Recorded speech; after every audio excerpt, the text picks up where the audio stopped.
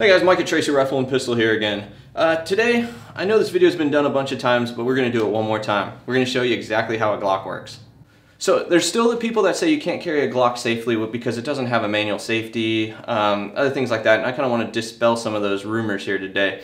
So a Glock has what's called their safe action method of operation. So it is an internal striker fired gun, and a lot of people think because of that, there's potentials for accidental discharge. You know, everybody's seen that ATF guy put a round through his leg in a classroom, and that all comes down to shooter negligence. So the main thing with the Glock is, unless you pull the trigger, the gun's not going to go off. It doesn't physically have a way to. And I'll kind of explain some of that stuff right now in the internals of the slide.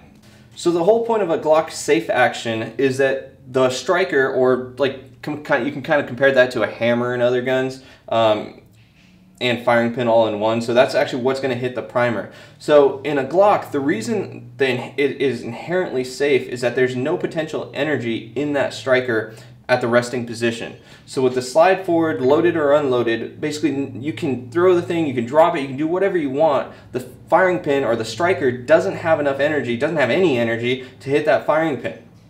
To see how the safe action works, we're going to turn the slide upside down for you. You'll notice two things. This is actually the striker leg here, and this is the firing pin safety. So right now, as hard as I can push this striker and it won't penetrate the breech face, and it will not set off a primer. The other thing is, even if I push in the firing pin safety here, the striker safety, the striker doesn't move because it's under no energy. That spring is fully relaxed in there. It's not going to go anywhere. That's why you can drop a Glock, you can throw a Glock, you can do whatever you want with it until you pull the trigger. It's not going to go off. When you do pull the trigger, two things happen. The striker gets pulled back, all the way back. At the same time, a finger presses on this firing pin safety or striker safety, pushing it in, allowing that striker to go into the breech face.